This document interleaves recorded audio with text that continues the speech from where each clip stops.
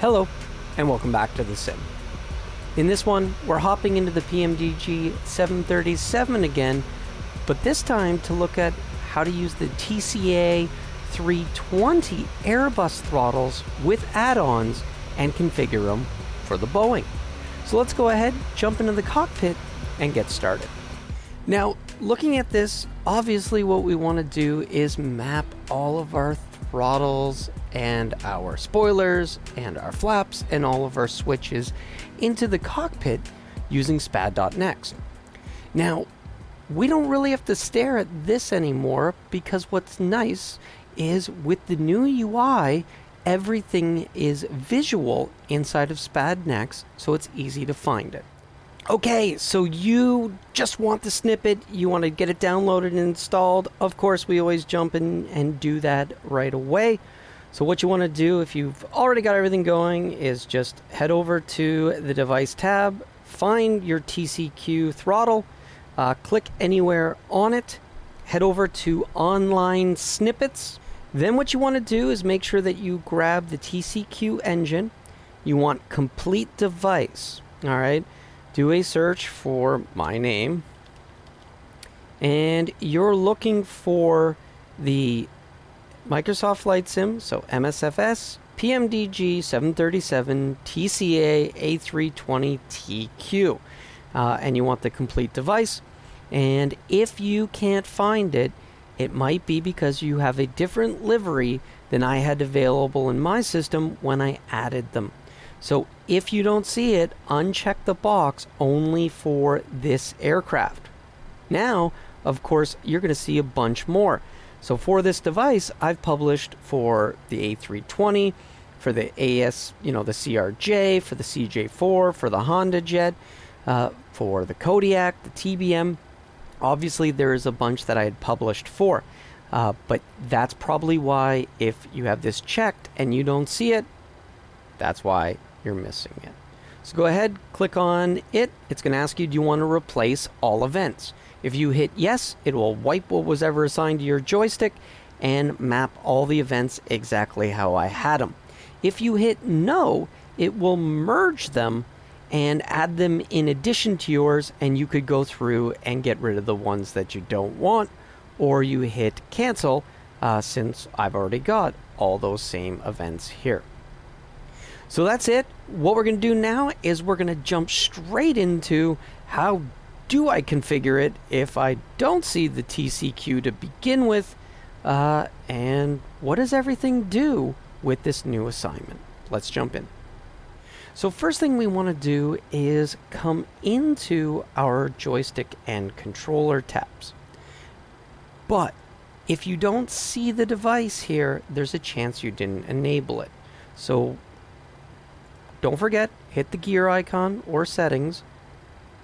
Under devices, you have your devices. And since it's a joystick device, make sure you see TCA or TA320 pilot support.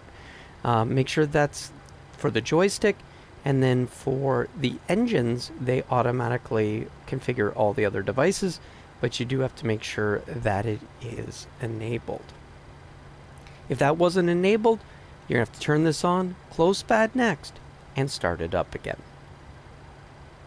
So let's jump to our joystick tab, where because I renamed the device, so under devices, device settings, and then rename device, I put the sort order to 1, so it would put my throttle quadrant at the top. And yes, you have to restart SPAD.next for the device order to take place. Now, you're going to notice that there are now tabs. Along the top, we have the engine portion. We have the left add-on if you have those. We have the right add-on. And if you've plugged your rudder pedals into the back of the throttle, they will show up here. Clicking on this part of the throttle control will bring up the ability to map things to the axis, as well as the red button that's on the left-hand side of throttle 1 and the red button that's on the right-hand side of throttle 2. Under the add event, the first 3 items revolve around axis values. So a custom axis allows you to set up a lot of more conditions. We've covered this in the past. Standard axis gives you a few things picked from standard axes that get used a lot, and have certain aspects, like we'll see with flaps, where it's going to automatically assign values for you. This is kind of a quick and easy way to set things up, and we're using a standard axis here. For the button, you have all the same modern events, we'll say. There's the pressed short, pressed long, button released, and the held. So if held down, does it fire multiple events? So you have all that flexibility, and you're going to see here we leveraged it so that we could have a auto throttle 1 disengage switch, and if we hold it for a long period, instead of auto throttle disengage, we're going to have toga. So now when we look at our axis change, we used the standard event, and from it we picked the throttle without reverser. Now this was done because, as I explained, we're going to use the detent at the bottom. It seemed to be more consistent with going into full reverse. Now we do want to set up a range. So what we did here was we moved the throttle all the way to the top. We hit the set button for full thrust, and then we brought it down to the idle stop. But what you'll see is I moved it just a little bit forward because it's very sensitive with the 65,000 K steps. So I moved it just a little bit forward, then I had hit the set button, so you can see the value is higher or lower. That way, anytime it gets fully back onto the stop, we know it will be past the 4628 and we will be in idle. We set that it applies to engine 1. And then we clicked OK. So that's what we did for setting up the first one.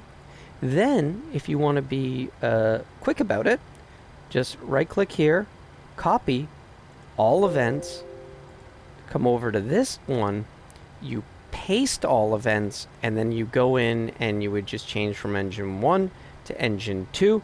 You would move this throttle up a little bit, same kind of thing where you want to be higher when you set the idle thrust, and make sure that the value works.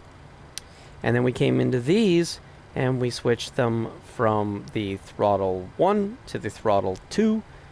Disengage, it uses a left mouse click, and then for the held long, we're going with the toga switch, and again it's a left mouse click because we're emulating what would take place inside of the sim using your mouse. And that's how the PMDG event system works. So now, like we said, to make our life easier, we used what's tried and true. We came down to the switch at the bottom, which is a detent. When it goes on, we're sending the throttle to decrement value of 25. We wait 2 seconds, then we set it to 1,000, and that seems to set it to full reverse every time. Seems to be you need to get into idle, then go. If you try to do this all in one step, it sometimes would be a little weird and wouldn't do everything we wanted. When the switch releases, so when it comes out of the detent, it will send the throttle to cut event. So if we head back into the sim and we look at this, you'll see as we move that throttle up, it goes up, we come down, goes to idle, and then when we lift the flap and go into that lower switch, it goes ahead and it gets us into full reverse. Now, you possibly could, and then the cut, and then it drops out. And now, as you can see, it seems to be more consistent that they always get up and it goes into full reverse. And then when we go back to the idle detent, sends the cut command, they go to idle, and then they drop back into forward mode. So that worked really well and took care of what we needed there.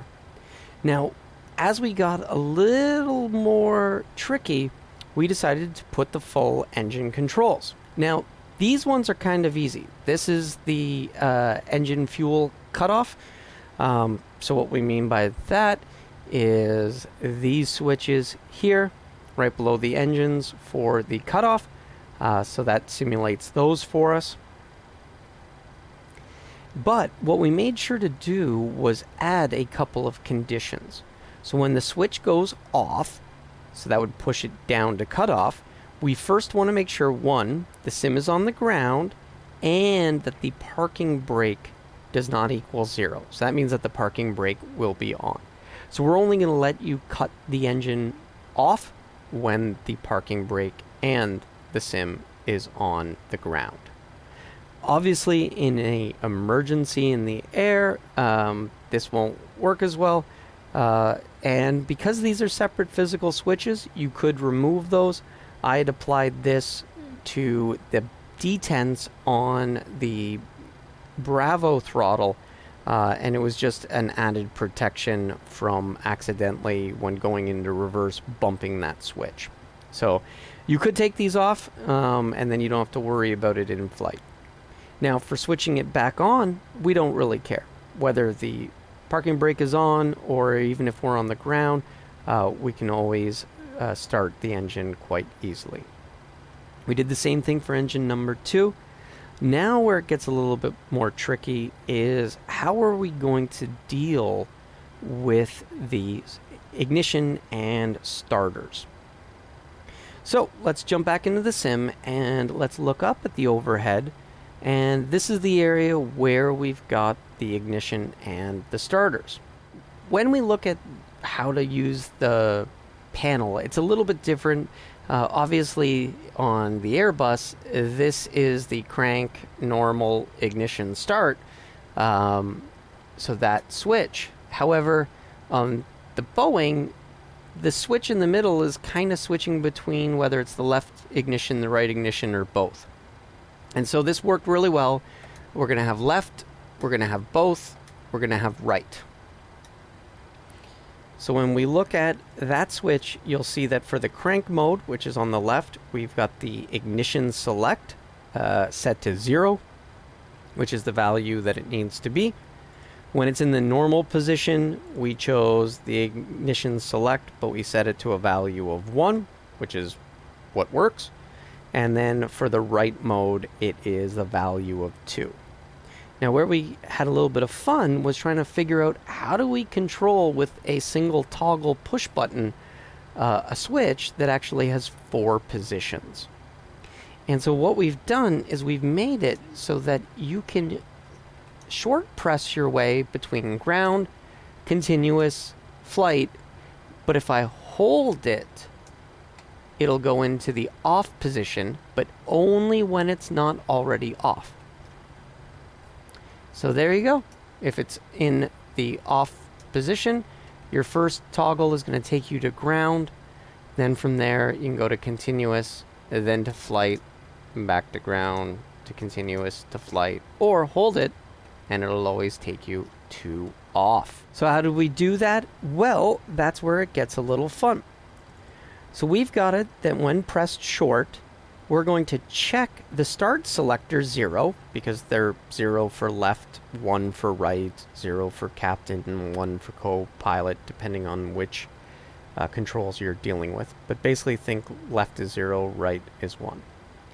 When that is a value of 2, and 2 would be continuous, we're going to go ahead and set the value to 3, and we're going to end processing. So the idea here with the end processing is, if it checked and the selector was not in the 2 position, then it doesn't fire this, and it then moves on to the next thing in the priority order. So the next priority is check that it does not equal 0. And so if it's set to 0, then we want it to be set to 2. So what this is doing here is saying, if it's in ground mode, go ahead and set it to continuous, because off is 1. So then on the next item, if that item didn't check, we've got a check if the switch is in 1 or 3. So 1 would be off, 3 would be flight. So in either of those cases, we're going to set it to 0 or ground. Then what you've got is, you have, when held for a long time, as long as the switch does not equal 1, it will then set it to 1 or the off position. So there you go. We've got a whole bunch of events, and it's really smart, and it works really well. On top of which, all I had to do was do a copy all events, come over to this one, paste it, and then I came in and I changed this from selector 0 to selector 1, and then we changed this from the left engine to the right engine and kept all the values the same. So then you got your priorities, and now we have the exact same thing for engine number 2. So when we look at that, you can see as we step through, it will cycle through all of them as we would expect, and if we hold it, it'll go off. No matter what position it's in, it'll always go back to off, and then from off to ground to continuous to flight. So the first add-on we're going to come to is going to be the left side, because it's the first tab. So on the left side, you've got your spoilers axis, and the spoilers do have detent buttons. However, we don't need to use those with the Boeing. It seems to line up perfectly fine. So when we click on the axis so we can assign things, we would come to add event, and you can see you can either assign a custom axis, do a standard axis assignment, or do an axis value changed, in which case the purpose of this is to basically attach a script to whenever the axis value is changing. So here we did add event, and we went with a custom axis. And so what we wanted to do, and this is because it just needs the axis range and it's automatically assigning them. This was instead of using the standard axis, which has a setting for arm, and that one seems to be difficult to get everything to work the same way it does in the Boeing, just using the simple axis. So we went this route. Range definition, no. Rescale value, no, because we're literally mapping minus 16,383 all the way to 16,384. However, what you're going to notice is at the top, it's a negative, and at the bottom, it's a positive. So for that, we use the invert axis. We turn that on. Our target was axis spoiler set, and as you can see, position minus 16,383 to positive 16,383. And then we use axis value, but we inverted it. So if we jump back into the cockpit with it open, so you can see it moving, you'll see that on that first detent click, it goes nicely into the speed brake armed position. On the second detent, it's into the flight detent, and then you can get it all the way to the up position. So it works really well, gets you your spoilers out, gets everything working, makes it easy for a single click getting into the armed position. Next up, we're looking at the gear handle. So make it big so everybody can see it. When we jump on the gear handle, you have a gear up and gear down event. So when adding events, is it when the handle is up or the handle is down? Now down is easy. Send the gear down. But for the up, we wanted to be able to move the gear up, wait a while, and then put it into the off position that the 737 has. So for this, we're sending the gear up event, then we're adding an action, a pause, so that we can delay the execution for 20,000 milliseconds. So that's 20 seconds. After 20 seconds, it is then going to automatically send the gear lever left mouse button click, which is then going to move the gear handle into the off position. Now, no idea why, but for some reason when they designed this add-on, they didn't do an Airbus auto brake system, which has buttons. They actually did a switch with positions, which is actually a Boeing auto brake system with all the same names. So yay, good for the PMDG. So here, when you're adding events to this switch, they are labeled disarm, BTV, low, 2, 3, and high. So it's very clear what we're doing. And again, all we had to do was follow the status of the event. And what's great is with the auto brake selector, 0 is disarm, or sorry, 0 is RTO, and then 1, 2, 3, 4 as you move your way up. So 0, we moved it into BTV position, and then we assigned it.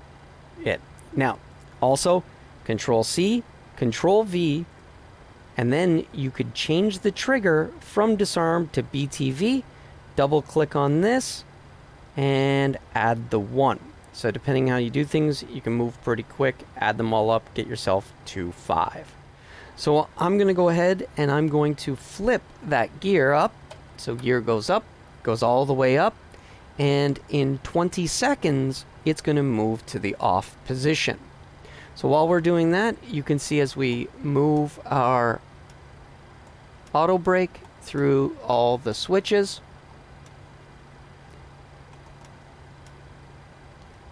everything matches. And you saw while the 20 seconds ran out, the gear moved into the lock position. And so of course, if we now move it gear down, it goes gear down instantly. So we are good to go. So that's it for the left side add-on. Moving over to the right side add-on, we've got our axis. There are no buttons, even though there are physical detents. And for this, we came to the add event and we chose to use a standard axis, and we went with the flaps auto detent. So on it was simple. We moved it all the way up to the top. We hit full up, we hit set 0. We moved it all the way to the bottom. We hit full down, set. We clicked OK. We saved. And now all of our detents are automatically set. There isn't an event to reset the rudder trim, and so we chose to put nothing on this button for now. Maybe in the future it'll work, but I've tried every rudder trim reset writing of value, and it will not work. For the rudder trim switch, we went ahead and we added a right and left event. Plus, we added a held left and right event, and we've got nothing when set to neutral. Doesn't have to do anything when it switches back to the middle. For a single button press to the right, it's going to send the rudder trim right event, which will trim the rudder to the right. And when held for longer than half a second, it will then start repeating. So if you hold it there, it'll just keep blasting that same message, giving you lots of right rudder trim. And of course, we applied the exact same thing, but on the left side using the trim left. Now where it gets fun is with the changes to what they did in the PMDG for setting the parking brake, which does follow the real sim, where you have to hold the brakes down when you switch on the brake lever. And then when you would tap the brakes, it actually has a magnetic switch that unlocks the parking brake for you. So to make life easier, and if you want, you can delete all these extra events, but I wanted to make it so from that switch, it would still work and the parking brake would go on and off properly. So to do that, when we turn the switch on, we're going to set the physical brakes, your left and right toe brakes. We're going to set them to max, so 16,383. We're going to wait a second so that it registers. Then we turn the parking brake lever to position 1, which will turn on the parking brake. Then we delay execution for 2 seconds, and we're going to send to the sim, hey, set the axis of the brakes back to off. Otherwise, until you touch the brakes with your pedals, they're still technically full on. Is that a big deal? Probably not. But I found when it came to the next part about switching off, it was just easier when they were set to 0 in this state. So now that we've done that, when we switch the parking brake off, it's going to set the brakes to as if you press them full. Wait a second, the parking brake lever will kick off, and then it'll set your axis back to no brakes. So unless you physically push down with your toes, this is the value that the axis would be set to. So we're going to go ahead and keep that. You're going to see when we move the flap lever, you'll notice that if you're partway through but not to a click, that'll be flap 1. If you get to the click, it goes to flap 2. Partway through, you'll see that each stage has 2 flap settings because, again, there's twice as many versus the Airbus. But using the auto detents, that will get you to where they go. So that's how you do the flaps. So flaps is good. Now, if we quickly look at the rudder trim, so you can see when we turn the switch, the rudder trim value moving to the left. If we hold it, the switch holds, plus it moves to the left, and then hold it down, and it's going to keep firing the rudder left event as it moves the rudder trim back to the 0 area. And again, there is no reset. All right, so let's look at the parking brake, and we'll make sure you can see the axis. So not touching the brakes myself, with the brake on, you have the parking brake goes up into the parking brake position, and you saw that the toe brakes actually moved in the sim. So there you saw they got pushed down, they pop back up. Here they push down, parking brake goes up, and you'll actually see that little flutter because, of course, it is a manual locking mechanism. That's why you have to actually physically push the brakes down so that when you pull the parking brake, it's actually holding the pedals in that position. And then you push on them past the stop and the brake releases. So there you have it. That's all you got to do to set up your throttle. Don't forget, please hit that like button. Subscribe if you haven't, and come along on the next one. As always, thanks for watching. Have a great day.